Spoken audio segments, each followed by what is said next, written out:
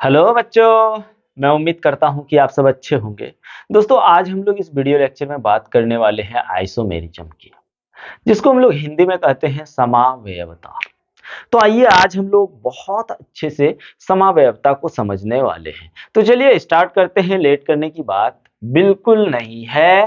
तो चलो भाई शुरू करते हैं। आप लोग बस हमारे साथ बने रहिए। आप लोगों को सारा कंटेंट मिलता रहेगा, बस बने रहिए।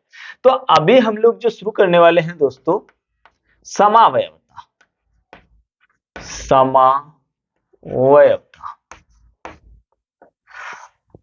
जिसको हम लोग इंग्लिश में आइसोमेरिज्म बोलते हैं।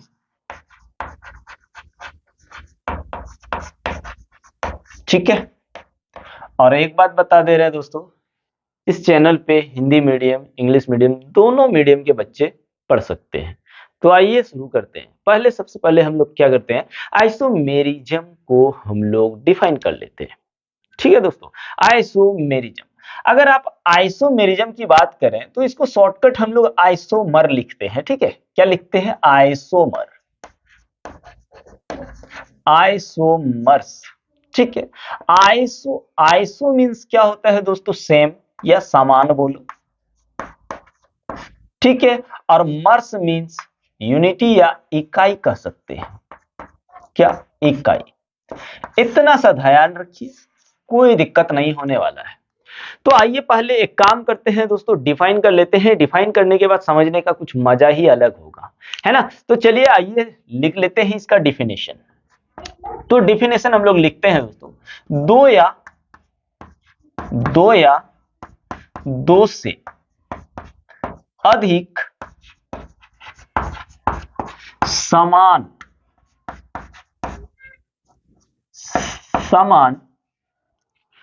अणुसूत्र वाले वैसे यौगिक जिसका भौतिक अथवा रासायनिक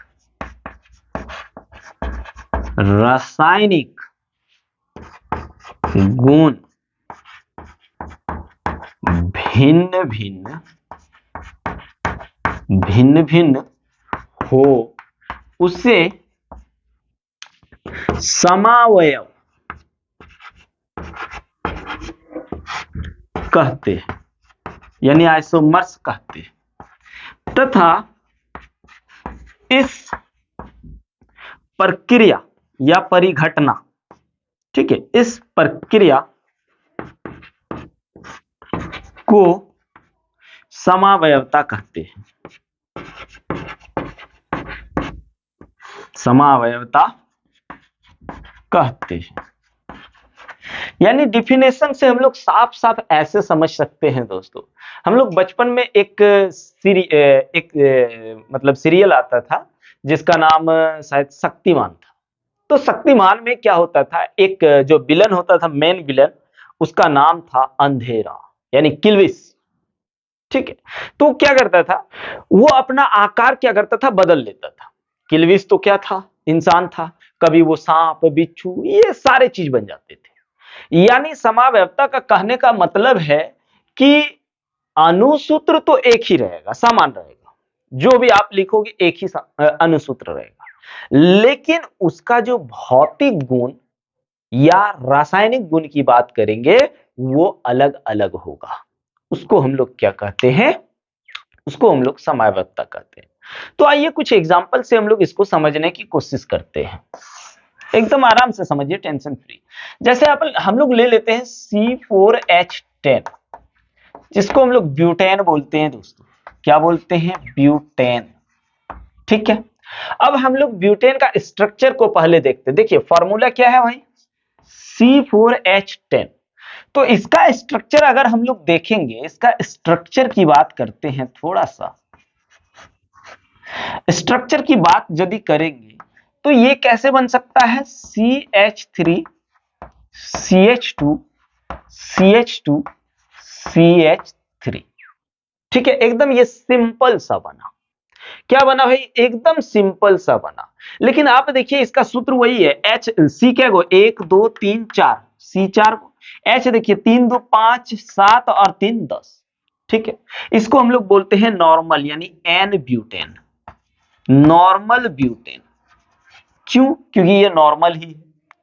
जैसे ही कार्बन श्रृंखला के दूसरे कार्बन पर अगर CH3 ग्रुप आ जाए तो उसको हम लोग आइसो बोलते हैं। तो इसका दूसरा स्ट्रक्चर हम लोग कैसे लिख सकते हैं?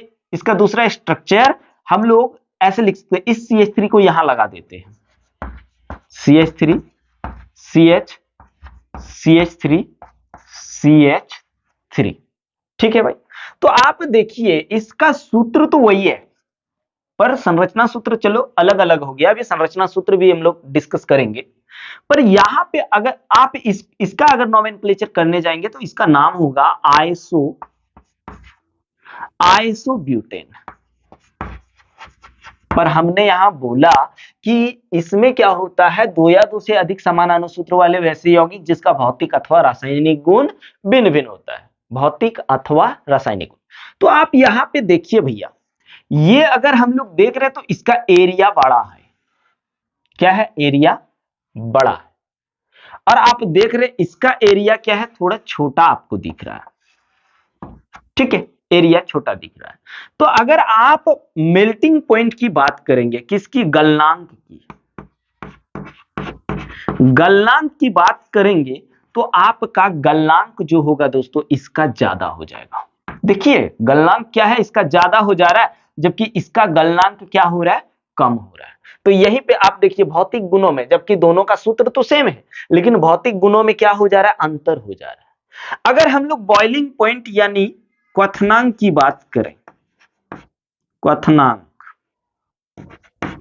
क्वथनांक की अगर बात करेंगे भाई, तो क्वथनांक भी क्या होगा? क्वथनांक भी इसका ज्यादा होगा और इसका कम होगा। तो यहां भौतिक गुणों में तो अंतर हो रहा है। तो ये गलनांक जो होता है ना, गलनांक डिपेंड करता है कार्बनिक यौगिक के क्षेत्रफल पर। किस पर? पृष्ठ क्षेत्रफल पर, सरफेस एरिया पर। जितना ज्यादा सरफेस एरिया होगा उसका बॉइलिंग पॉइंट या मेल्टिंग पॉइंट उतना ज्यादा होगा, और जितना कम इसका सरफेस एरिया यानी पृष्ठ क्षेत्रफल होगा उसका गलनांक या क्वथनांक उतना कम होगा। तो यहां से हमको समझ में आ रहा है कि इसका क्वथनांक ज्यादा है या गलनांक ज्यादा है इसकी अपेक्षा। वैसे ही हम लोग और एक एग्जांपल लेते हैं। देखिए एक ले लेते C5H12। ये क्या है भाई? पेंटेन है, पेंटेन है। ठीक है, पेंटेन है, वो फार्मूला है। लेकिन इसका स्ट्रक्चर अगर देखेंगे, इसका स्ट्रक्चर देखेंगे दोस्तों, तो इसका स्ट्रक्चर ऐसे हो जाएगा, CH3 CH2 CH2 CH2 CH3। ये एकदम नॉर्मल है, तो इसको हम लोग बोलेंगे नॉर्मल पेंटेन। चलिए बहुत बढ़िया बात है। अब इसी को हम लोग क्या करेंगे, दूसरे कार्बन पर एक ले आते हैं, CH3 CH, यहां CH3 ले आए। अब ये हो गया CH2 CH3। इसको देखिए दूसरे कार्बन पर जैसे ही मिथाइल ग्रुप आ जाए उसको आइसो बोल देंगे। तो ये हो गया आपका आइसो पेंटेन। ठीक है भाई, आइसोपेंटेन। अगर हम लोग देखेंगे और एक स्ट्रक्चर और बनेगा इसका, जहां तक हमको लगता है जितना स्ट्रक्चर बने बनाते जाइए।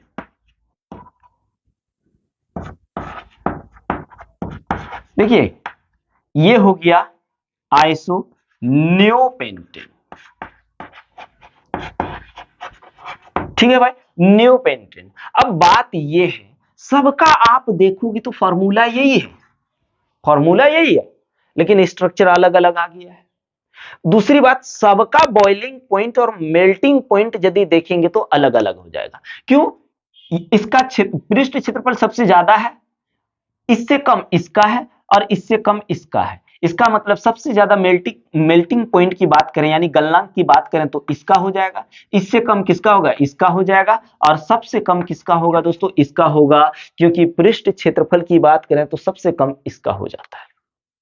यानी हम लोग सीधे तौर पर कहेंगे कि फॉर्मूला तो सेम है, फॉर्मूला सेम है, पर सबका भौतिक अथवा रासायनिक गुण अलग अलग है। भौतिक अथवा रासायनिक गुण क्या है? अलग अलग है। तो हम लोग इसको क्या कहेंगे दोस्तों? इसको हम लोग आइसोमेरिज्म कहेंगे। ठीक है, तो चलिए इसका स्क्रीनशॉट ले लीजिए कि आइसोमेरिज्म कितने प्रकार के होते हैं, यानी समावयवता कितने प्रकार के होते हैं। तो आइए देख लेते हैं समावयवता।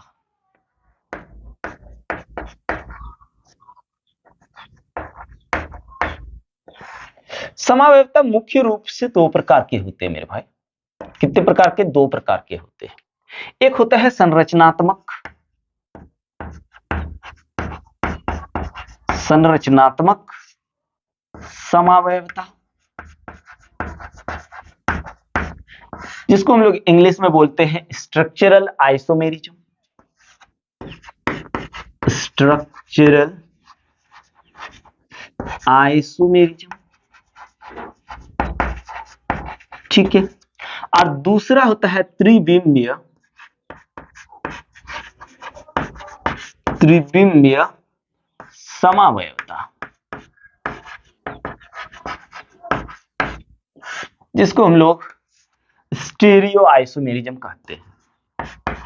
स्टीरियो आइसोमेरिज्म, ठीक है। आइए आप देखते हैं संरचनात्मक समावयवता। क्योंकि संरचनात्मक समावयवता अगर बात करें दोस्तों, तो संरचनात्मक समावयवता 5 प्रकार के होते हैं। तो आइए हम लोग इंपॉर्टेंट संरचनात्मक समावयवता की बात करते हैं। पहला जो होता है वो होता है स्थिति समावयवता,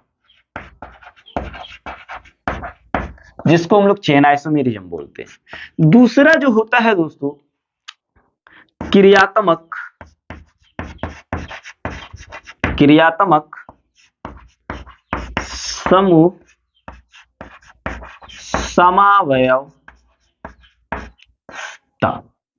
और तीसरे की अगर बात करें तो होता है दोस्तों चलावयवता, चलावयवता।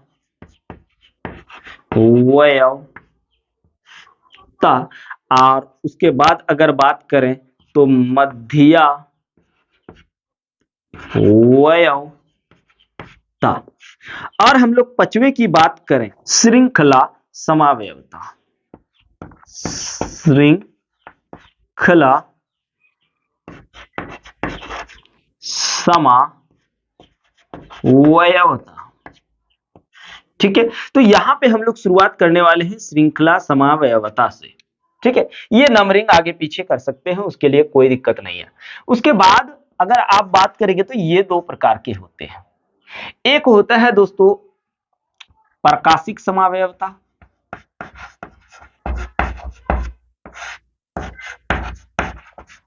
समावयवता। और दूसरा जो होता है ज्यामितीय समावयवता, ज्यामितीय समावयवता। तो चलो भाई थोड़ा सा इसका स्क्रीनशॉट ले लो, उसके बाद हम लोग शुरुआत करते हैं चेन आइसोमेरिज्म से। ले लीजिए फटाक से, तो ले लिए भाइयों। अब हम लोग शुरू करने वाले हैं श्रृंखला समावयवता। चलो भाई लेट करने की बिल्कुल, हम लोग लेट तो करेंगे ही नहीं। चलिए श्रृंखला, श्रृंखला समावयवता।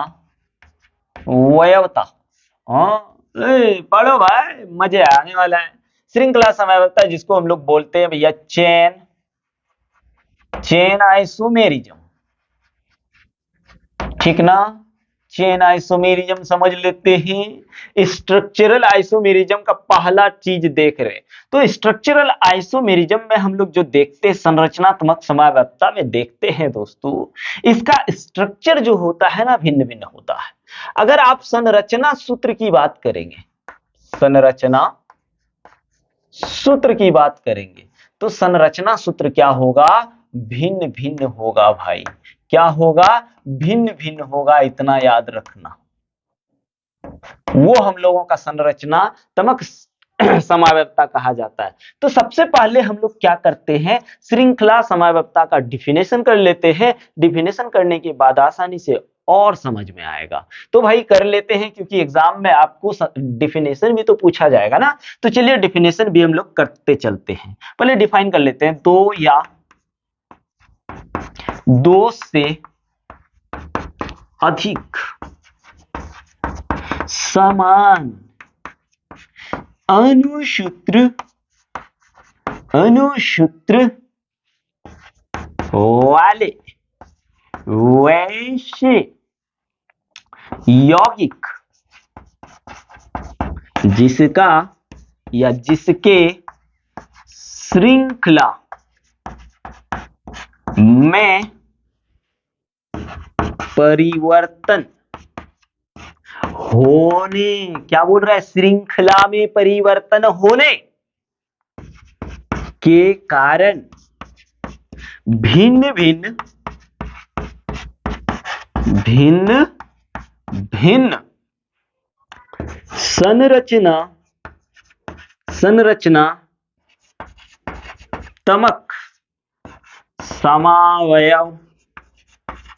समावयवता प्रदर्शित करता है। तो उसे संरचनात्मक श्रृंखला समावयवता कहा जाता है। तो उसे श्रृंखला समावयवता कहा जाता है। अब चलो भाई हम लोग एक एक करके समझने वाले हैं, बिल्कुल समझने वाले हैं, टेंशन फ्री रहिए। अभी हम लोग कुछ एग्जांपल से समझ लेते हैं, ध्यान दीजिएगा। यहाँ पे क्या कह रहा है दोस्तों, श्रृंखला में परिवर्तन के कारण संरचनात्मक समावयवता है ना भिन्न भिन्न हो रहा है, तब हम लोग उसको श्रृंखला समावयवता कहते हैं। जैसे अब अगर हम लोग एक एग्जांपल लूं, चलिए ये ले लेते हैं, ठीक है, या फिर ये ले लेते हैं। इसका मतलब क्या है दोस्तों, इसका मतलब है कि यहां एक CH3 है, एक CH2 यहां है, एक CH2 यहां है, एक CH2 यहां है, एक CH3 यहां है। मतलब कैगो कार्बन है, 1 2 3 4 5। अगर आप इसी को ऐसे लिखना चाहोगे तो इसको लिख सकते हैं CH3 CH2 CH2 CH2 CH3। ये क्या आपका हो गया, नॉर्मल पेंटेन हो गया। ठीक है, चलिए बहुत अच्छी बात है, नॉर्मल पेंटेन हो गया। लेकिन हम इसके श्रृंखला में चेंज कर रहे हैं, क्या कर रहे हैं, इसके श्रृंखला में चेंज कर रहे हैं। तो हम एक काम करते हैं, इसको ऐसे बना देते हैं, 1 2 3, ये हो गया। अब एक यहां से खींच दिए, आप गिन के देखिए, कार्बन 5 को ही है, 1 2 3 4 5, लेकिन स्ट्रक्चर देखिए अलग हो जा रहा है। स्ट्रक्चर क्या हो रहा है दोस्तों, अलग हो जा रहा है। ठीक है, इसका अगर नाम बोले तो इसका नाम डायरेक्ट हम पेंटेन लिख देते हैं, या नॉर्मल पेंटेन। क्या नॉर्मल पेंटेन की बात करते हैं, नॉर्मल पेंटेन। अगर दूसरे कार्बन पर आ गया तो ये आइसोपेंटेन हो गया, आइसोपेंटेन। यही चीज अगर देखें तो ये ऐसे और ऐसे, आप गिनिए, 1 2 3, ये इधर 3 कार्बन, 4 कार्बन, 5 कार्बन, ये मेरा हो गया नियो पेंटेन। क्या हो गया, नियोपेंटेन। तो आप देखिए सबका सूत्र तो यही है, यानी C10 अगर हम देखें तो सबका फॉर्मूला मेरे को क्या मिल रहा है भाई, सबका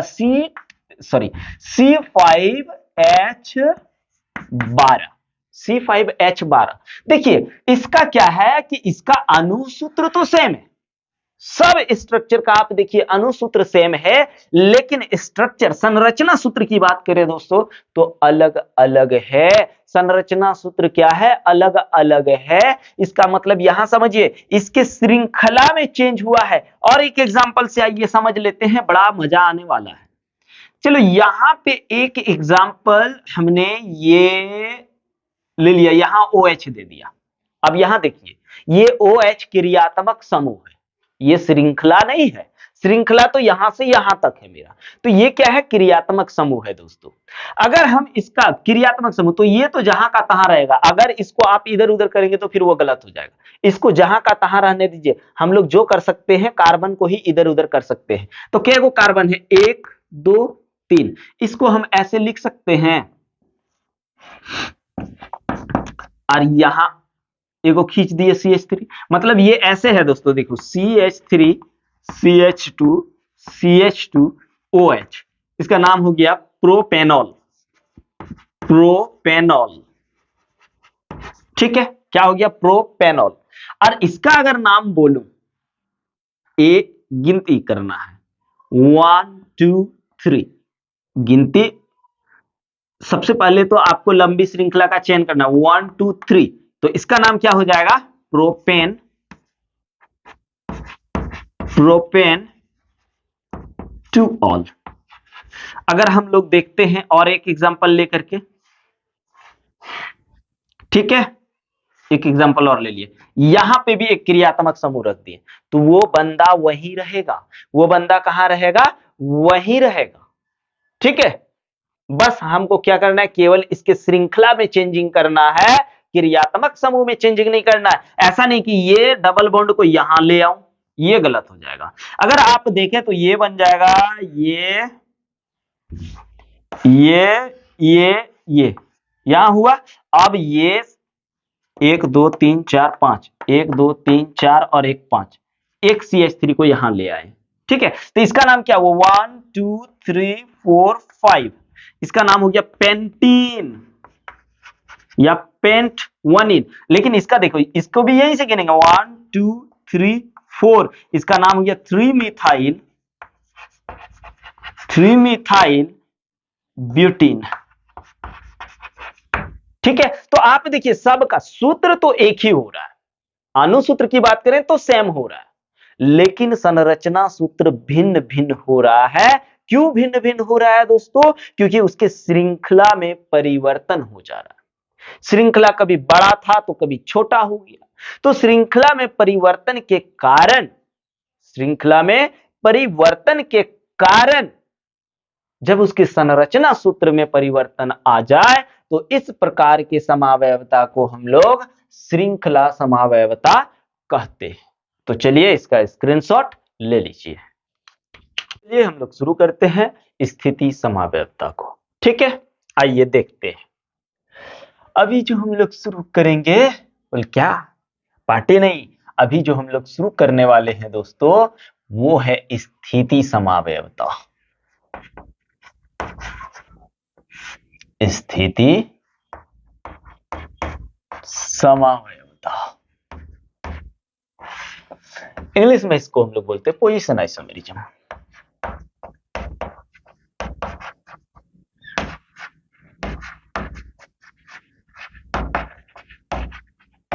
तो क्यों ना हम लोग करें स्टार्ट, हाँ करिए। स्थिति समावयवता का सीधा सीधा अर्थ है दोस्तों कि इसका मॉलिक्यूलर फॉर्मूला यानी अणुसूत्र की बात करें, अणुसूत्र,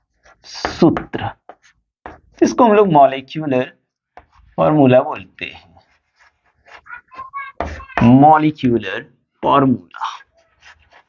मॉलिक्यूलर फॉर्मूला जो होगा दोस्तों, वो सेम होगा, क्या होगा, सेम होगा, या आप बोलिए ना समान होगा, क्या होगा, समान होगा।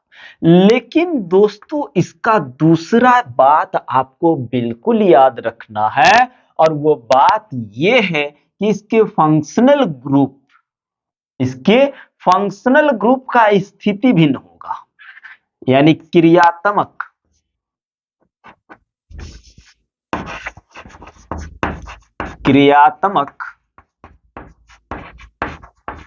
समूह भिन्न स्थिति में होगा, या भिन्न भिन्न स्थिति में होगा। क्रियात्मक समूह क्या होगा, क्रियात्मक समूह भिन्न भिन्न स्थिति में होगा। एकदम सीधा साधा याद रखिए कि इसका क्रियात्मक स्थिति जो होगा वो भिन्न भिन्न जगहों पर होगा। ठीक है, क्लियर है? तो यार क्यों ना इसको हम लोग एक काम करते हैं, ऐसे अगर एग्जाम में हम लोग लिखेंगे डिफिनेशन तो नंबर नहीं मिलेगा, तो क्यों ना हम लोग इसका डिफिनेशन भी बना लेते हैं। यहां से तो समझ में आया कि अनुसूत्र समान होगा और क्रियात्मक समूह जो होगा दोस्तों वो आपका भिन्न भिन्न स्थिति में होगा, यानी क्रियात्मक समूह अलग अलग पोजीशन पर होगा। तो चलिए पहले डिफाइन कर लेते हैं, लिखेंगे दो या दो से अधिक, दो या दो से अधिक समान अनुसूत्र वाले वैसे यौगिक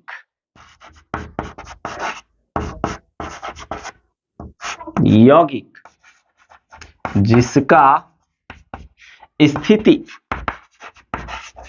स्थिति में परिवर्तन के फलस्वरूप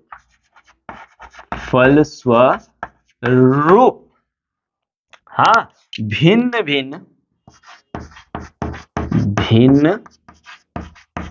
भिन्न संरचनात्मक समावयवता प्रदर्शित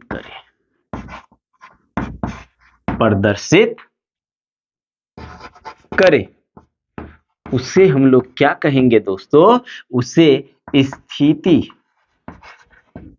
समावयवता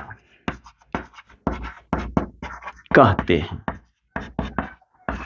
क्लियर? तो आप कुछ ध्यान मत रखिए, आप इतना रखिए कि समान अनुसूत्र जो होगा समान होगा और उसके क्रियात्मक समूह की पोजीशन जो होगी वो भिन्न भिन्न होगी। चलिए आइए कुछ एग्जांपल से हम लोग समझने की कोशिश करते हैं। और स्थिति समावयवता क्या होता है? स्थिति समावयवता संरचनात्मक समावयवता का एक प्रकार होता है दोस्तों। तो चलिए हम लोग इसका एग्जाम्पल देख लेते हैं, बढ़िया से एग्जाम्पल देखते हैं, है ना, ठीक रहेगा वैसे। तो क्या है भैया, अभी एक एग्जाम्पल लेते हैं हम लोग, यहाँ पे CH3 CH2 CH2OH, ध्यान दीजिए इसका नाम क्या है भाई, इसका नाम है 1 2 3 यानी प्रोप 3 के लिए क्या हो गया प्रोप, हर जगह सिंगल बॉन्ड इसलिए AN E रिप्लेस कर दिए, E हटा दिए, क्यों? क्योंकि यहाँ एक क्रियात्मक समूह अल्कोहल का लगा हुआ है यानी OL, इसका नाम हो गया प्रोपेनॉल। अगर हम इसको देखें इसकी पोजीशन को यहां से अभी, या फिर आप एक काम करिए 1 2 3 इसका पोजीशन कहां पे है भाई, 1 पर है, यहां डैश लगाना है, जब कोई नंबर आ जाए तो डैश लगा दीजिए। हाँ चलिए इसका नाम हो गया प्रोपेन 1 ऑल। तो यहाँ पे क्रियात्मक समूह की अगर हम पोजीशन की बात करूं तो कितने नंबर पर है, आप ध्यान दीजिए कितने नंबर पर है, तो ये 1 नंबर पर है। अगर हम लोग इसी को लिखें भाई तो CH3 CH यहां OH कर देते हैं और यहां CH3, ठीक है। अब आप देखिए इसका नाम क्या हो जाएगा 1 2 3 यानी पोजीशन अब कहां आ गया, दूसरे पोजीशन पर आ गया, यानी प्रोपेन 2 ऑल। तो यहां पे हम लोग क्या देख पा रहे हैं, यहां पे देख पा रहे हैं कि क्रियात्मक समूह जो है, क्रियात्मक समूह क्या OH एक क्रियात्मक समूह होता है, तो क्रियात्मक समूह का पोजीशन हम देख पा रहे हैं, पहले 1 में था अब कहां चल गया, 2 पर चल गया। और जब इसके स्थिति यानी पोजीशन में परिवर्तन आ जाए तो इस प्रकार के समावयवता को हम लोग स्थिति समावयवता कहते हैं मेरे भाई लोग। तो हमको लग रहा है कि आप लोग को अच्छे से समझ में आ रहा है। अभी और एग्जांपल लेते हैं, तो आप देखिए ये दोनों का अगर हम लोग देखें फॉर्मूला, ठीक है, फॉर्मूला अगर देखें तो C3H628H8O दोनों का आप मिला लीजिए, 4 3 7 1 8 कार्बन 3, दोनों का फॉर्मूला सेम है, पर इसके क्रियात्मक समूह में क्या हो रहा है, उसके पोजीशन में डिफरेंस हो रहा है, अंतर हो रहा है, या ठीक है ना परिवर्तन हो रहा है। तो ये क्या है, स्थिति समावयवता है। अगर हम लोग देखें कि एक और एग्जांपल ले लेते हैं, यहाँ पे CH3 CH2 CH2 और एक ले लिए CH2, और यहाँ पे OH ले लेते हैं। तो 1 2 3 4 इसका नाम हो जाएगा ब्यूटेन, क्योंकि हर जगह सिंगल बॉन्ड है इसलिए एन जुड़ रहा है। ब्यूटेन 1 ऑल या ब्यूटेनॉल जो बोलो, 1 लिख दे रहे पोजीशन पता करने के लिए, ठीक है। तो यहां पे हम लोग देख रहे हैं कि अल्कोहल जो है पहला पोजीशन में है। अगर इसी को देखें, इस चीज को यहां रख दो, कहां भाई, यहां रख दो, तो ये बन जा रहा है CH3 CH2 CH, यहां आ गया OH और यहां आ गया CH3। आप गिनिए 1 2 3 4, तो यहां हो गया ब्यूटेन 2 ऑल। तो इसमें भी क्या हो रहा है दोस्तों, पोजीशन में क्या हो रहा है, डिफरेंस हो रहा है। और यदि दोनों का अगर हम लोग अणुसूत्र की बात करें, या पोजीशन में तो डिफरेंस हो गया, और अणुसूत्र की बात करें तो आ जाएगा C4H10O। गिन लीजिए, 3 2 5 और इधर 1 2 3 4 5, 5 दूने 10।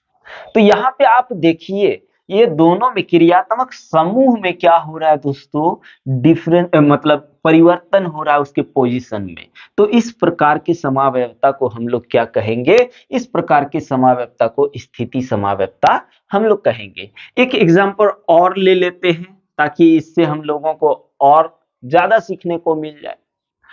एक काम करिए, यहां पे एक बेंजीन यानी बेंजीन रिंग लेते हैं, यहां फिनॉल बना लिए, अब यहां CH3 ग्रुप लगा लिए। क्या लगा लिए, CH3 ग्रुप। इसको हम लोग, ये कौन सा पोजीशन है देखिए, इसको हम लोग बोलते हैं ortho Meta para, ortho Meta para. तो ऑर्थो पोजीशन में, तो इसका नाम है दोस्तों, इससे हम लोगों को और एक चीज मिल रहा है कि इस तरह से हम लोग को नाम भी याद हो जाएगा, है ना, ऑर्थो क्रिसोल। अगर इसी चीज को देखें तो आप देखिए, दोनों सबका फॉर्मूला सेम है, फॉर्मूला सेम होगा, लेकिन इसके क्रियात्मक समूह जो है उसके पोजीशन में डिफरेंस होगा। ये ऑर्थोक्रिसोल था, ये मेटाक्रिसोल हो जाएगा, ठीक है। अगर हम लोग और थोड़ा देखूं तो ये यहां ले आते हैं, चलिए यहां पे देख लेते हैं।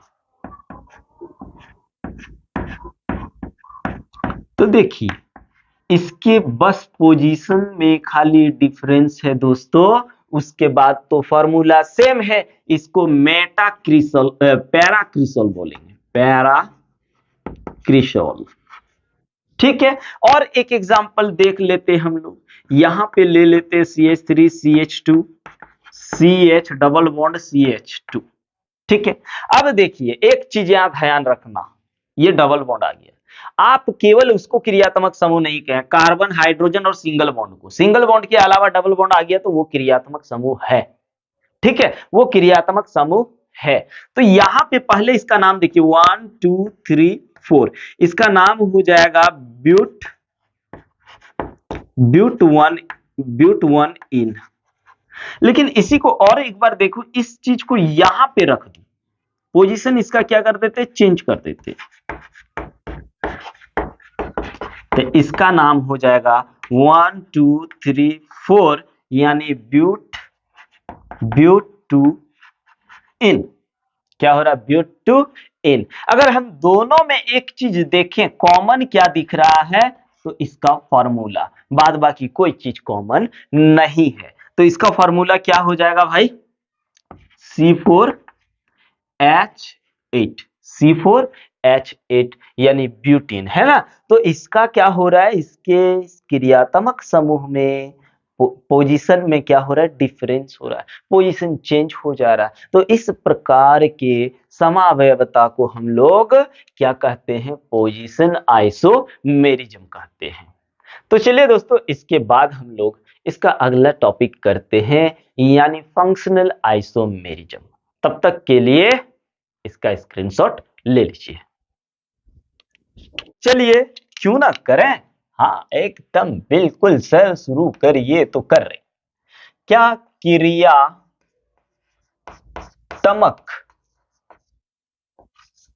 समूह समावयवता,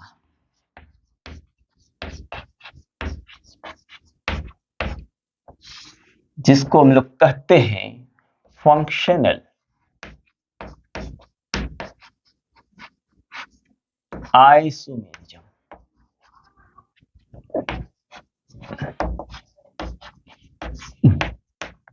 चलो, तो क्रियात्मक समूह समावयवता में सबसे पहली बात याद रखना दोस्तों, मॉलिक्यूलर फार्मूला जो होगा वो सेम होगा।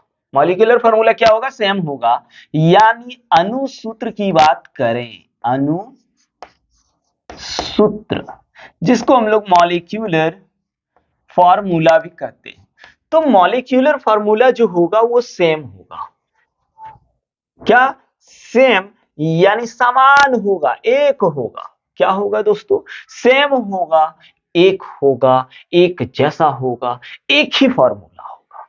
ठीक है। दूसरी बात याद रखियो मेरे भाई कि इसका फंक्शनल ग्रुप जो होगा, यानी क्रियात्मक समूह जो होगा, क्रियात्मक समूह, ठीक है, जिसको हम लोग फंक्शनल ग्रुप कहते हैं, तो फंक्शनल ग्रुप जो होगा वो भिन्न होगा। क्या होगा?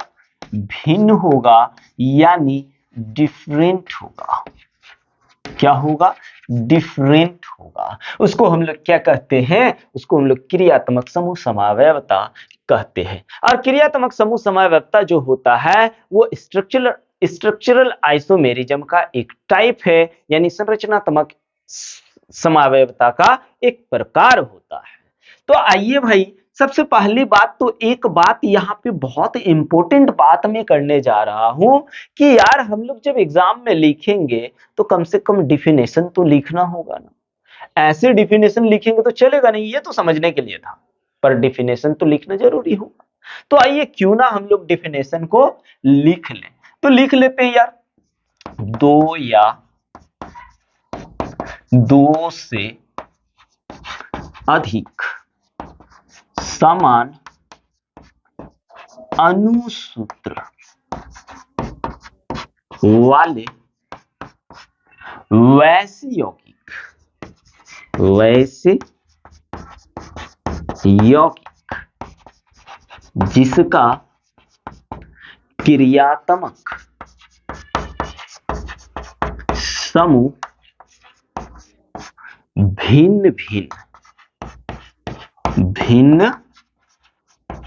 भिन्न हो, ठीक है, उसे क्रियात्मक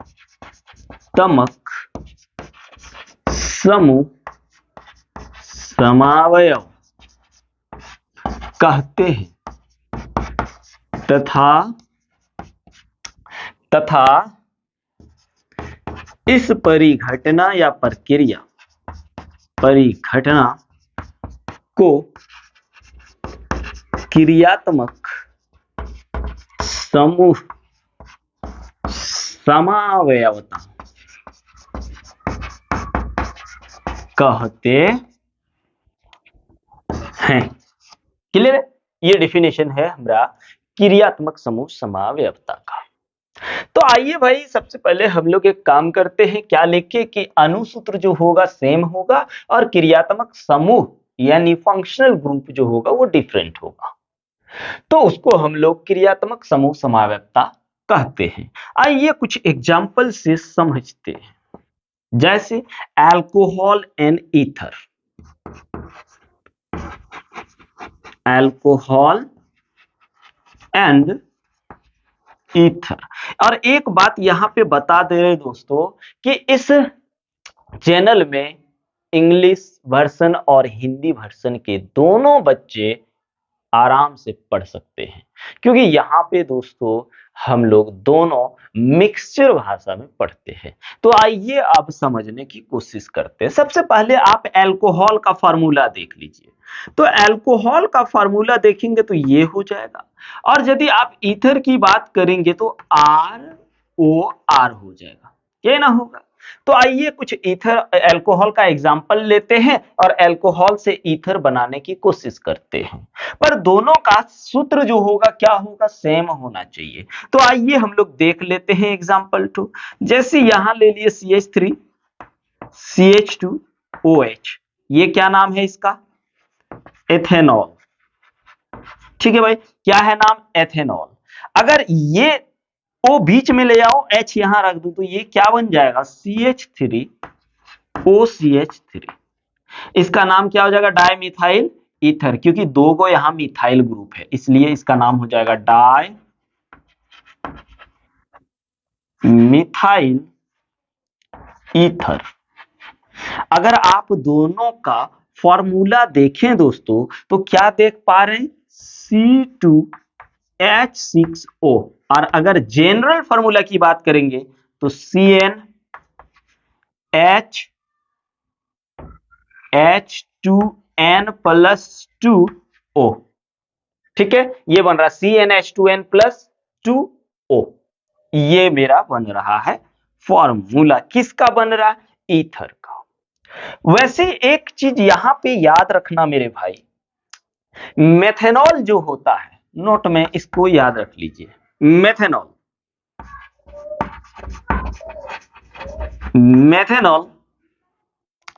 क्रियात्मक समूह समावयवता, क्रियात्मक समूह समावयवता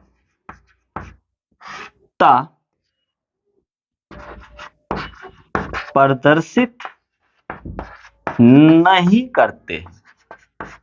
अब कैसे नहीं करते, तो देखो, एक कार्बन में यहां मान लीजिए CH3OH है, जबकि यहां पे कम से कम ईथर बनने के लिए कितने कार्बन होने चाहिए, 2 कार्बन होने चाहिए। तो ये क्या ईथर बना पाएगा, नहीं बना पाएगा। इसलिए ना बोले कि मेथनॉल जो होता है वो क्रियात्मक समूह समावयवता प्रदर्शित नहीं करता है।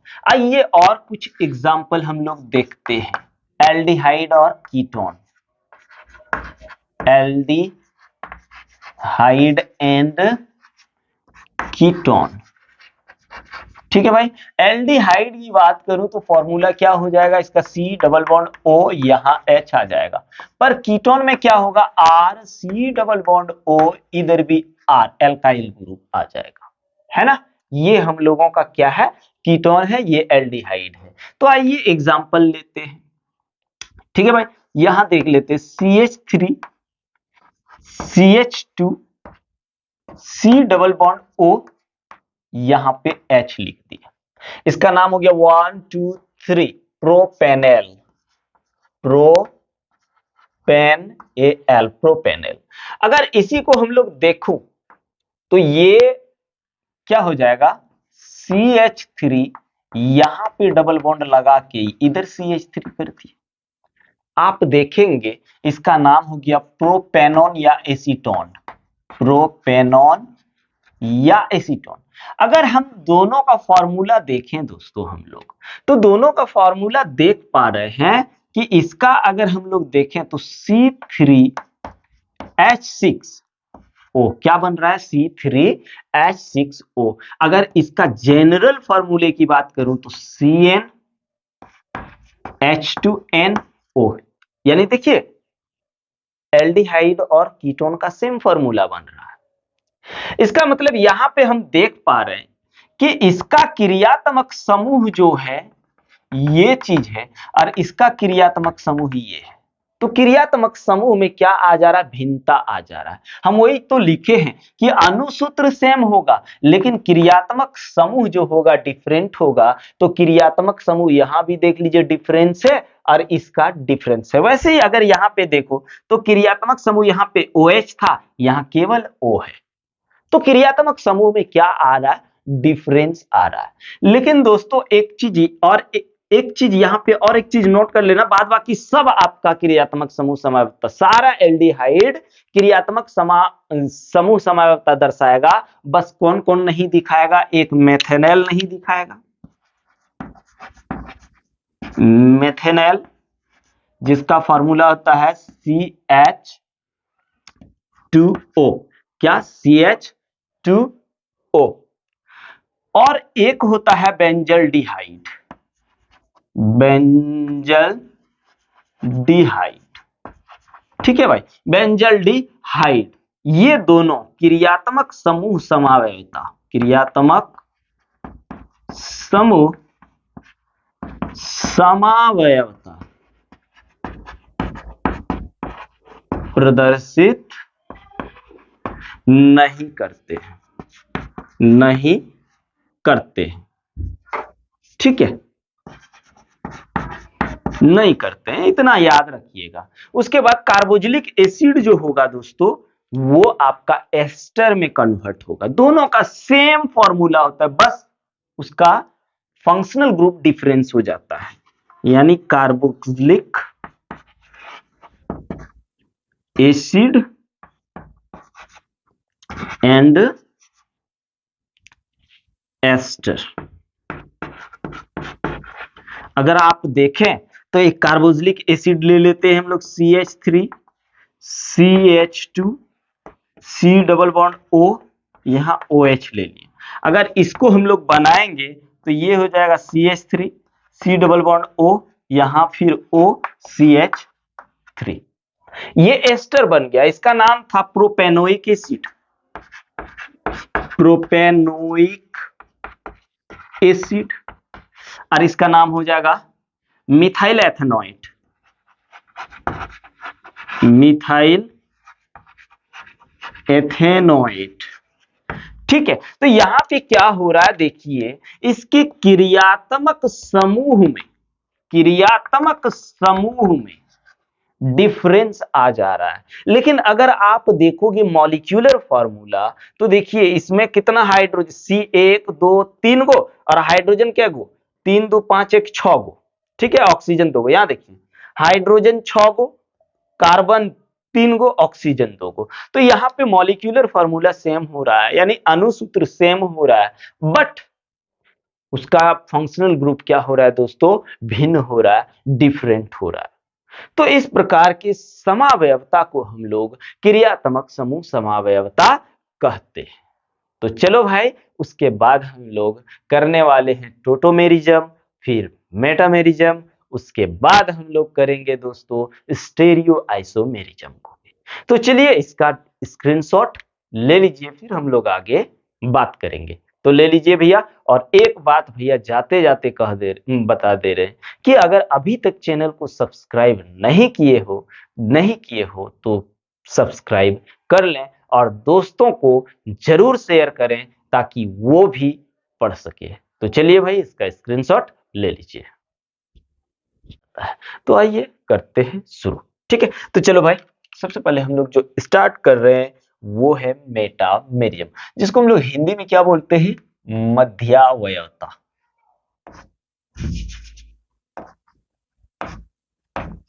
मध्यावयवता। ठीक है, इसको इंग्लिश में हम लोग मेटामेरिज्म बोलते हैं।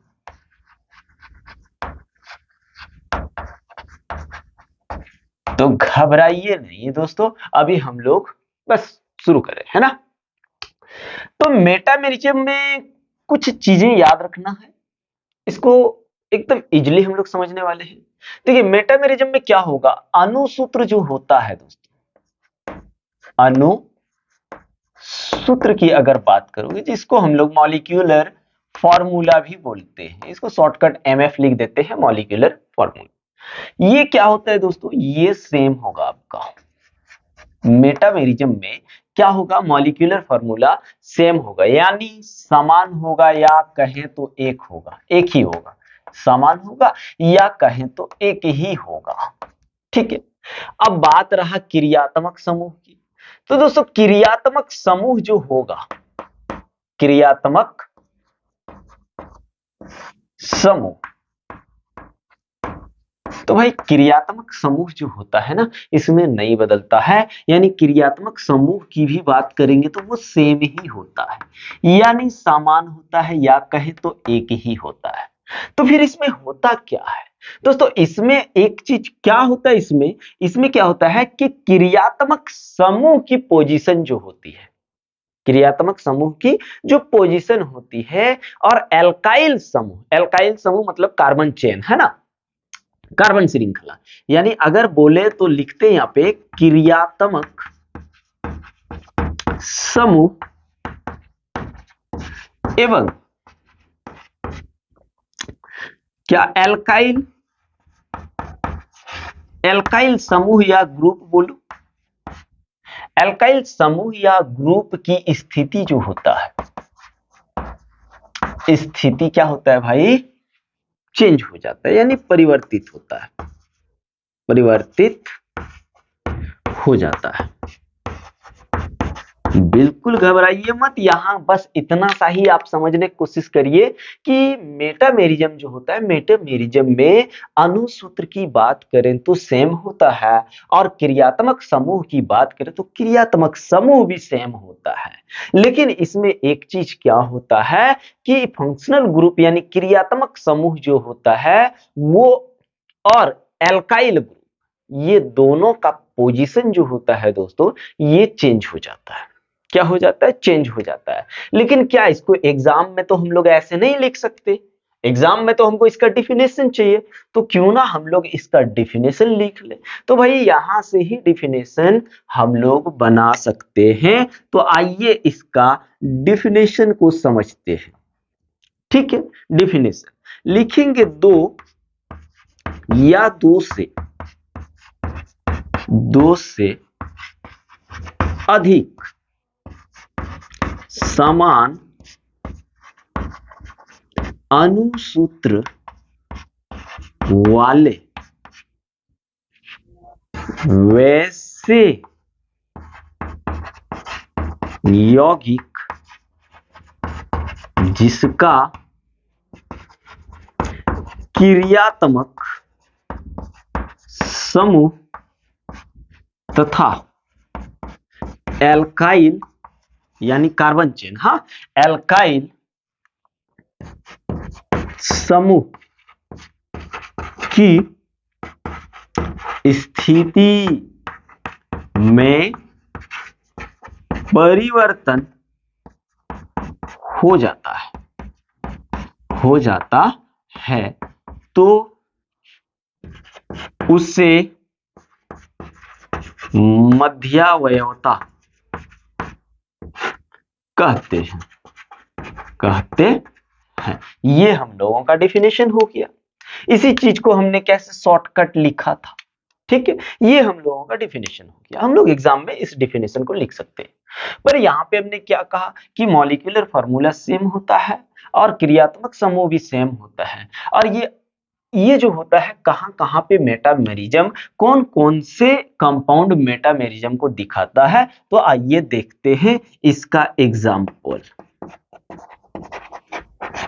अगर आप एग्जाम्पल की बात करें दोस्तों तो ईथर एगो हो जाएगा। आपका ईथर जो होता है मेटामेरिज्म दिखाता है, और ईथर का फॉर्मूला जो होता है O, और इधर आपका कार्बन चेन होगा, इधर क्या होगा, कार्बन चेन, और बीच में आपका ऑक्सीजन होगा। ये हम लोगों का ईथर का फॉर्मूला होता है। तो आइए एक एग्जांपल से समझते हैं इसको। अपन एक ईथर ले लेते हैं, यहाँ पे CH3O CH2 CH2 CH3।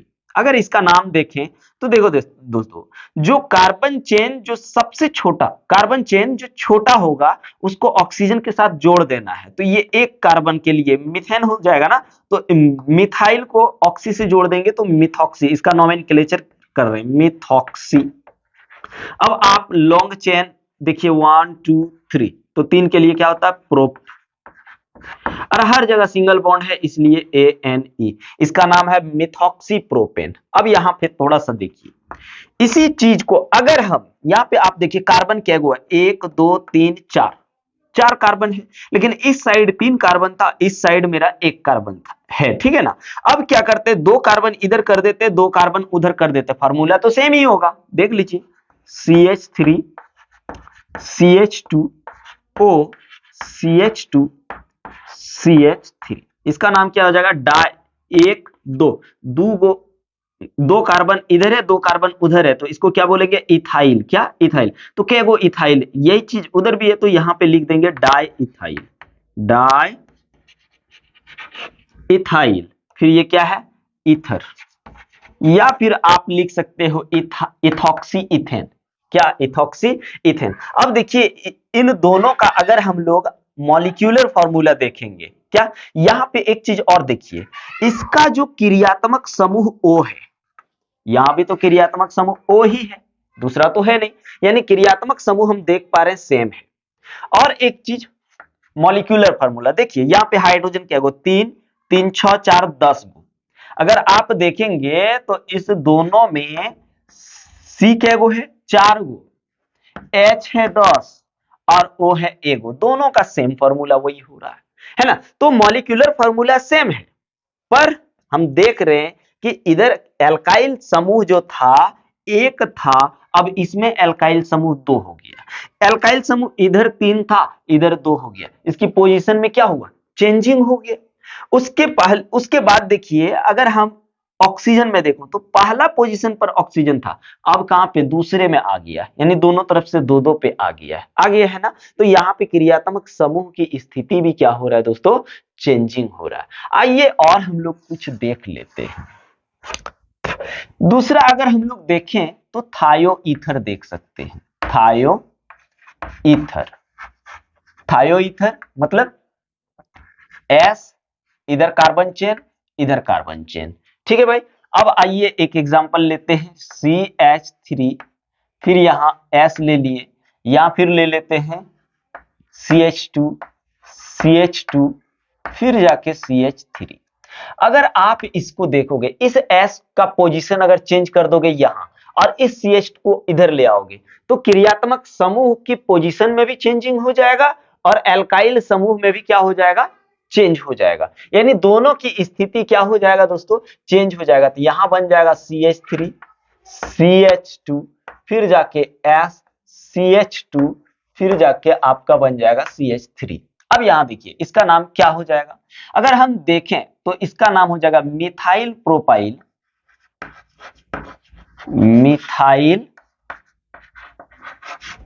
Propyl थायो ईथर, थायो ईथर। लेकिन यहां पे देखिए इधर भी इथाइल 1 2 इथ आ रहा है ना, इथ आ रहा है, तो जब कॉमन नेम लिखेंगे इथ आ रहा है, तो इधर भी इथाइल हो जा रहा है, इधर भी इथाइल हो जा रहा है, तो क्या गो इथाइल हो रहा है? 2 गो, तो इसको लिख देते हैं डाई इथाइल, फिर जाके थायो ईथर। तो यहां पे आप देखिए दोनों का अगर मॉलिक्यूलर फार्मूला देखें भाइयों, दोनों का मॉलिक्यूलर फार्मूला देखें तो 3 3 6 4 10, यहां बन जा रहा C4H10S। ठीक है, दोनों का सेम फार्मूला है, मॉलिक्यूलर फार्मूला सेम है, पर यहां पे हम लोगों को देख रहा है कि जो क्रियात्मक समूह है उसका पोजीशन दूसरा हो जा रहा है और एल्काइल समूह का भी पोजीशन क्या हो जा रहा है? चेंज हो जा रहा है। इसी को हम लोग क्या कहते हैं? मेटामेरिज्म कहते हैं, या फिर इसको हम लोग मध्यावयवता कहते हैं। आइए कुछ और एग्जांपल देखते हैं मेरे भाई। जैसे एमाइन की बात करें, क्या एमाइन? ठीक है, एमाइन का फॉर्मूला अगर बोलूं तो ये एमाइन होगा। एमाइन जो होगा दोस्तों, अगर डिग्री के आधार पर देखें तो एमाइन 3 तरह के देखते हैं। कितने तरह के? 3 तरह के देखते हैं। एक आपका ये हो गया, इसको हम लोग बोलते हैं 1 डिग्री एमाइन। क्या? 1 डिग्री एमाइन। अगर दूसरा देखूं NH, ये ठीक है, इसको बोलेंगे 2 डिग्री एमाइन। और तीसरा इसको बोलते हैं 3 डिग्री एमाइन। क्या बोलते हैं? 3 डिग्री एमाइन। पर इसमें एक चीज याद रखना दोस्तों, ये मेटामेरिज्म नहीं दिखाएगा। 1 डिग्री एमाइन जो होता है मेटामेरिज्म नहीं दिखाएगा। ठीक है, तो ये क्या करेगा? मेटामेरिज्म जो होगा, मेटामेरिज्म नहीं दिखाएगा। ठीक है, ये दोनों मेटामेरिज्म दिखाएगा। कैसे देख लीजिए, 2 डिग्री में अगर हम लोग देखें तो इसका एक एग्जांपल ले लेते हैं, CH3NH, फिर CH2 फिर जाके CH3। अगर हम लोग इसमें से एक CH2 इधर ले आओ तो पोजीशन भी चेंज हो गया, देख लीजिए। तो यहां क्या हो रहा है, यहां पे पोजीशन चेंज हो रहा है, लेकिन दोस्तों 1 डिग्री एमाइन में नहीं होगा। दोनों का मॉलिक्यूलर फार्मूला सेम है, देख लीजिए, कार्बन 4 गो, इधर भी 4 गो है, हाइड्रोजन 10 गो, इधर भी 10 गो है। तो यहां पे क्या हो रहा है, केवल पोजीशन में अंतर आ रहा है। ठीक है, फिर 3 डिग्री एमाइन भी आपका क्या करेगा, 3 डिग्री एमाइन भी आपका मेटामेरिज्म दिखाएगा। लेकिन एक चीज नोट कर लीजिए दोस्तों, एक चीज नोट कर लीजिए, अल्कोहल, एल्डिहाइड, उसके बाद आपका जितने सारे एसिड हैं, एसिड, ठीक है, ये सब मेटामेरिज्म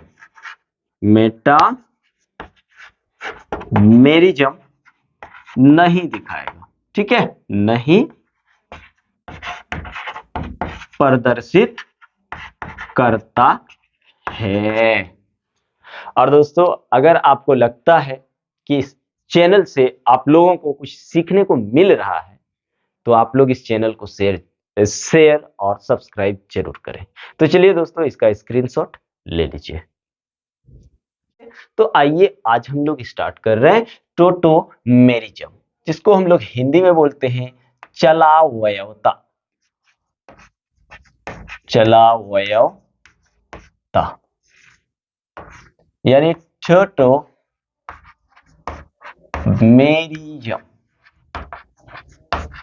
भाई टोटोमेरिज्म में क्या क्या कंडीशन है, आइए उन कंडीशन को हम लोग समझते हैं और एकदम इजीली इस चीज को क्लियर करते हैं। तो आइए भाई, चलावयवता में यानी टोटोमेरिज्म में सबसे पहले आपको क्या देखना है, सबसे पहले आपको कार्बोनिल ग्रुप देखना। यानी टोटोमेरिज्म जो होता है दोस्तों, केवल कार्बोनिल ग्रुप में दिखाता है। तो यहां लिख लेते हैं, टोटोमेरिज्म, ठीक है, कार्बोनिल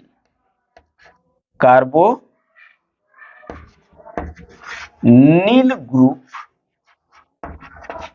में दर्शाता है।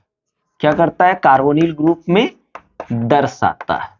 यानी इस टोटोमेरिज्म दर्शाने के लिए कार्बोनिल ग्रुप होना चाहिए। अभी कार्बोनिल ग्रुप क्या होता है, आइए इसको भी समझेंगे। लेकिन उस कार्बोनिल ग्रुप में समूह में कम से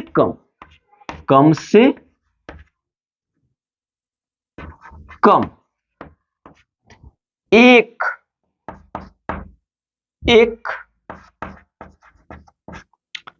अल्फा हाइड्रोजन।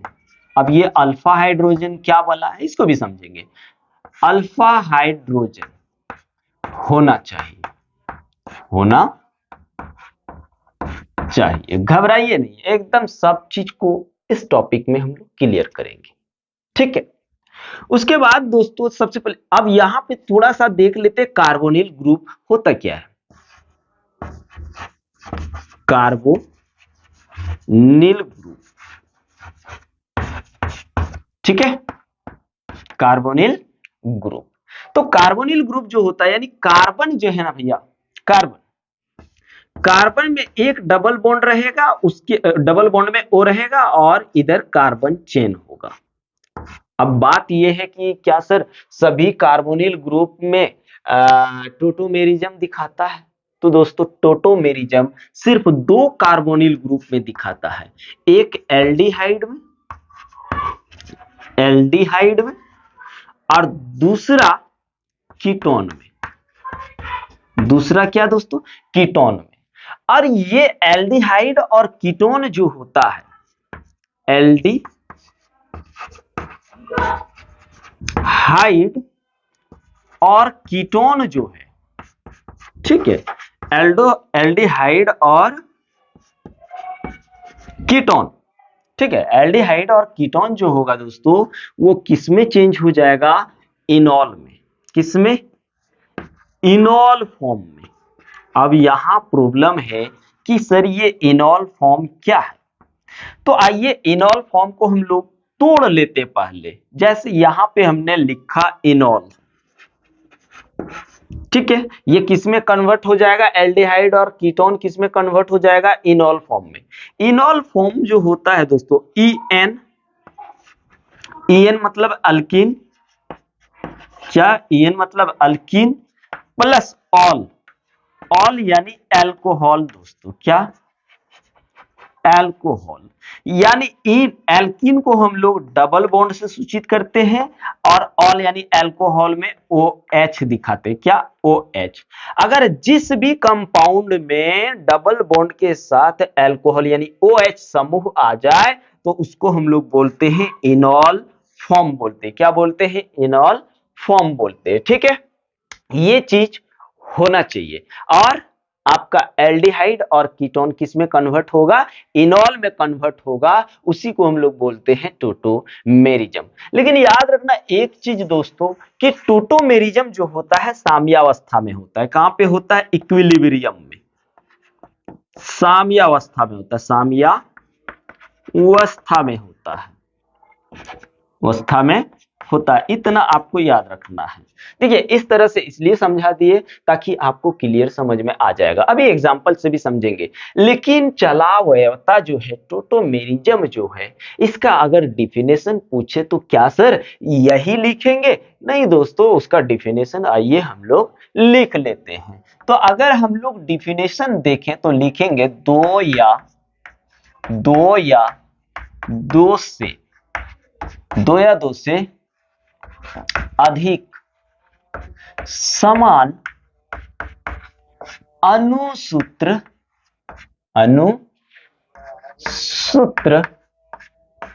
वाले वैसे यौगिक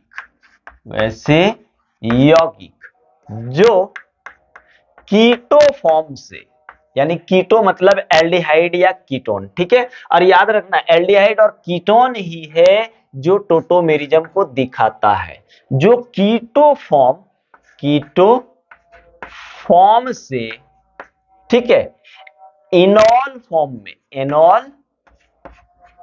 फॉर्म में परिवर्तित, जो कीटो फॉर्म से इनॉल फॉर्म में परिवर्तित हो तो उसे क्या कहते हैं, टोटोमेरिज्म या चलावयवता कहते हैं, ठीक है भाई।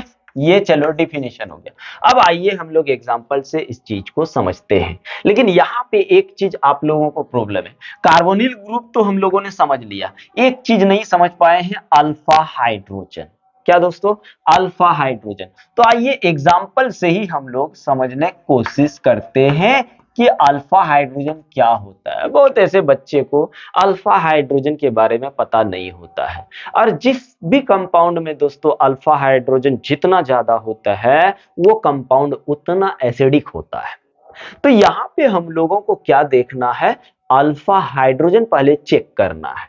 हमने कहा है क्या कि उस कार्बोनिल समूह में कम से कम एक अल्फा हाइड्रोजन होना चाहिए, कम से कम एक होना चाहिए, अधिक कितनों भी हो सकता है। तो आइए यहाँ पे हम लोग देखते हैं, यहाँ पे एक एग्जांपल लेते हैं CH3 C double bond OH। ये क्या है, एल्डिहाइड है, जिसको एसिटल्डिहाइड भी हम लोग कहते हैं। क्या कहते हैं, एसिटल्डिहाइड बोलते हैं इसको दोस्तों। अब यहां पे देखिए ये तो मेरा क्या हो गया, ये एल्डिहाइड का फॉर्मूला हो गया, तो वो नहीं देखना। उसके बाद वाले कार्बन जो दिख रहा है उसके बाद वाले कार्बन को हम लोग अल्फा कार्बन बोलते हैं। अब बोलोगे कि सर ये अल्फा हाइड्रोजन है कि नहीं, ये अल्फा हाइड्रोजन आपका नहीं है। कारण क्या है दोस्तों कि नहीं है, क्योंकि इस हाइड्रोजन के पास कार्बन नहीं है। जिस हाइड्रोजन के पास कार्बन होगा उसी को हम लोग गिनेंगे। तो ये तो नहीं गिनाएगा, ये तो मेरा कार्बोनिल ग्रुप का फॉर्मूला हो गया, उसके जस्ट वाले कार्बन अल्फा कार्बन होगा। तो इस कार्बन के पास कितना हाइड्रोजन है, 3 हाइड्रोजन है। तो यहाँ पे अल्फा हाइड्रोजन अगर हम लोग देख पा रहे हैं तो 3 देख पा रहे हैं। क्या देख पा रहे हैं? 3 देख पा रहे हैं दोस्तों। तो इसका मतलब इस कार्बोनिल ग्रुप के पास अल्फा हाइड्रोजन है। क्या है? अल्फा हाइड्रोजन है।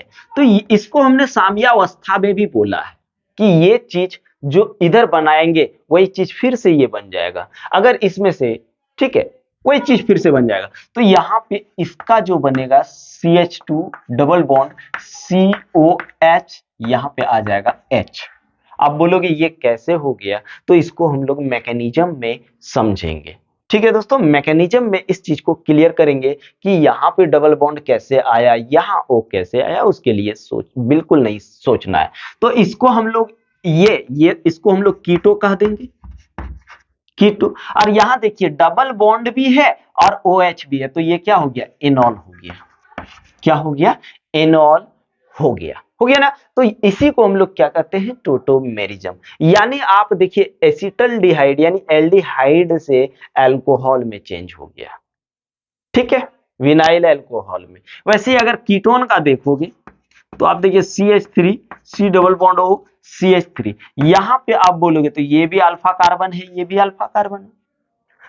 तो इन अल्फा कार्बन के पास 3 हाइड्रोजन, यहां 3 हाइड्रोजन, तो टोटल कितना अल्फा हाइड्रोजन है? 6 अल्फा हाइड्रोजन है। तो ये क्या करेगा? ये टोटोमेरिज्म दिखाएगा, यानी चला अवयवता प्रदर्शित करेगा। तो यहां पे हम लोग रिवर्स का साइन दे रहे हैं। क्यों दे रहे हैं? क्योंकि ये फिर से ये बन सकता है। अगर या फिर अगर एक कार्बन ना हो तो भी ये चीज क्या करेगा? इस चीज को बना देगा। तो आइए यहां पे देखते हैं। तो ये भी आपका क्या बना देगा? इनॉल बना देगा मेरे भाई। ये आपका इनॉल बना दिया। क्या बना दिया? इनॉल। जबकि ये क्या था? कीटो फॉर्म था। कीटो का यानी कीटोन फॉर्म में था ना, कीटो फॉर्म था दोस्तों। तो कीटो से एनॉल फॉर्म में चेंज होना ही क्या कहलाता है? आपका टोटोमेरिज्म कहलाता है। ठीक है दोस्तों, और उम्मीद है कि आप लोगों को ये भी समझ में जरूर आया होगा। तो क्लियर है? तो चलिए इसका स्क्रीनशॉट ले लीजिए। दोस्तों आइए अब हम लोग आइसोमेरिज्म यानी स्ट्रक्चर आइसोमेरिज्म का लास्ट टॉपिक करने जा रहे हैं, रिंग चेन आइसोमेरिज्म। क्या करने जा रहे हैं दोस्तों? Ring chain isomerism. तो चलिए शुरू करते हैं। Ring chain isomerism. ठीक है, क्या स्टार्ट कर रहे हैं अभी हम लोग? Ring chain isomerism. और ये स्ट्रक्चरल आइसोमेरिज्म का लास्ट टॉपिक है। उसके बाद हम लोग स्टार्ट करेंगे स्टेरियो आइसोमेरिज्म, है ना। तो चलो पहले इसको कंप्लीट करते हैं। तो दोस्तों यहाँ पे रिंग चेन आइसोमेरिज्म में क्या करना है? तो यहाँ पे अगर आप अणुसूत्र की बात करोगे, किसकी? अणुसूत्र। ठीक है, जिसको मॉलिक्यूलर फॉर्मूला हम लोग इंग्लिश में बोलते हैं MF, मॉलिक्यूलर फॉर्मूला। इसमें मॉलिक्यूलर फॉर्मूला तो सेम होगा, यानी अगर कहें तो समान होगा या एक होगा। ठीक है, ठीक है। उसके बाद एक चीज ध्यान रखना दोस्तों कि ये चेन फॉर्म में होगा, यानी चेन यानी श्रृंखला में। और श्रृंखला से ये किसमें कन्वर्ट होगा मेरे भाई? रिंग में। किसमें? रिंग में, यानी वलय में या चक्रीय चतुर्भुज में। चक्र में, किसमें? चक्र में।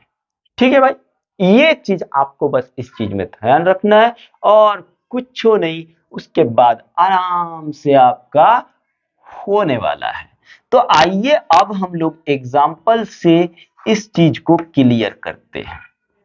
ठीक है, लेकिन एक चीज थोड़ा सा याद रखना, ये एल्केन में एक चीज ध्यान रखिए, एल्केन जो होगा ना, एल्केन में चेन आइसोमेरिज्म, यानी एल्केन में रिंग चेन आइसोमेरिज्म, यहां पे रुकिए भी, इसको कंप्लीट कर लेते हैं। आइसोमेरिज्म प्रदर्शित नहीं करेगा, प्रदर्शित नहीं करता। तो किसमें करता है सर? तो भाई देखिए, ये जो है ना रिंग चेन आइसोमेरिज्म, एल्कीन में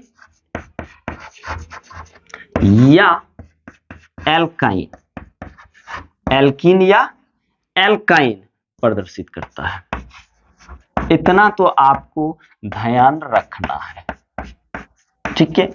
ये किसमें आपका रिंग चेन आइसोमेरिज्म किसमें किसमें होता है? एल्कीन में और एल्काइन में। तो आइए एल्कीन का भी कुछ एग्जांपल लेके देखते हैं और एल्काइन का भी देखते हैं। एक एग्जांपल चलिए हम लोग ले लेते हैं, बिल्कुल घबराना नहीं, बस आप लोग प्यार से खाली समझिए। यहाँ पे अपन ले लेते हैं CH2 डबल बॉन्ड CH फिर CH3। अगर इसका नाम बोले तो 1 2 3 यानी प्रोपीन। क्या? प्रोपीन। उसके बाद भाई अगर हम इसको देखें तो यहां पे आप CH2, यहां CH2, यहां CH2, तीनों तरफ से ये बंद हो गया। अब मिला के देखिए, यहां पे इसका नाम हो गया साइक्लोप्रोपेन। बंद है ना, बंद जब रहेगा तो उसमें साइक्लो लगा देना है, साइक्लोप्रोपेन।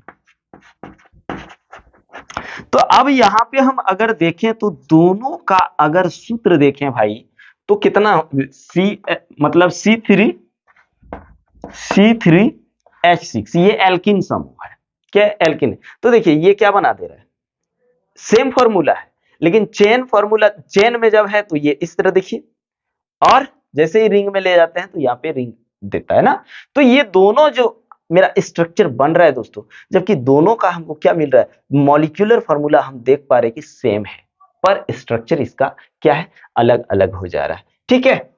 यानी ये चेन से रिंग में चेंज हो जा रहा है, उसके बावजूद भी मॉलिक्यूलर फॉर्मूला सेम हो रहा है। वैसे ही एक एग्जांपल और देख लेते हैं, CH2 डबल बॉन्ड CH2 फिर जाके आपका CH3, ठीक है, 4।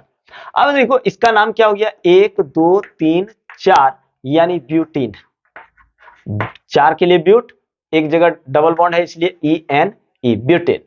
अब इसी चीज को हम लोग देखेंगे तो ये बन जाएगा CH2 फिर CH2। आप कुछ मत करिए, चारों तरफ से इसको घेर दीजिए, चारों तरफ से बॉन्ड खींच दीजिए। अब आप देख रहे हैं कि दोनों का जो है भैया मॉलिक्यूलर फॉर्मूला सेम है। इससे हम इसमें चेंज किए लेकिन यहां पे हम देख पा रहे हैं कि मॉलिक्यूलर फॉर्मूला सेम है। इस चीज को भाई हम लोग ऐसे भी दिखा सकते हैं, ठीक है, चतुर्भुज जैसा। ये यही चीज है, ये रिंग के फॉर्म में, ठीक है। तो दोनों का जो है मॉलिक्यूलर फॉर्मूला सेम है। वैसे ही अगर एल्काइन में देखोगे, एल्काइन में यदि देखें दोस्तों तो आप देखिए यहां पे ले लेते हैं CH 1 2 3 ट्रिपल बॉन्ड, यानी एल्काइन बन गया। CH एक H नहीं लगेगा यहां पे, CH2 CH3। ये क्या है आपका, ब्यूटाइन है। ब्यूट एक जगह एक पर ही है इसलिए वन नहीं दिखा रहा है, ब्यूटाइन।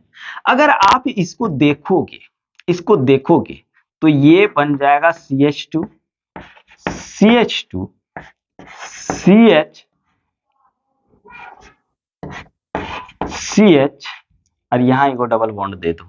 आप मिला के देखो, दोनों का अगर आप मॉलिक्यूलर फॉर्मूला देखेंगे तो H 5 और 1 6 यानी C4H6 हो रहा है। यहां पे भी देख लीजिए C कितना हो जा रहा है, 2 2 4 5 6 C4H6। इसी चीज को आप ऐसे भी दिखा सकते हैं, उसमें कोई डाउट रखने की जरूरत बिल्कुल है नहीं।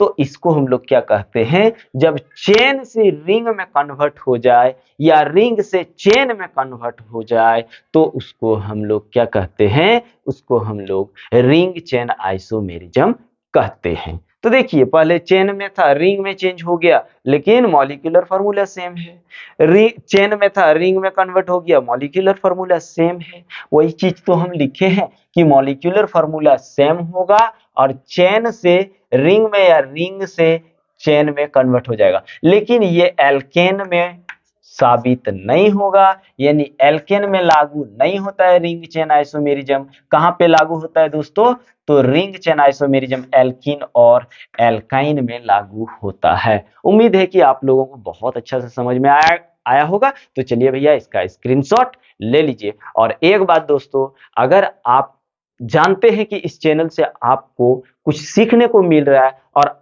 आपके हिसाब का मटेरियल मिल रहा है, कंटेंट मिल रहा है, तो आप इस वीडियो को, इस चैनल को सब्सक्राइब जरूर कीजिएगा और वीडियो को ज्यादा से ज्यादा दोस्तों के पास शेयर कीजिएगा। तो चलिए भैया इसका स्क्रीनशॉट ले लीजिए।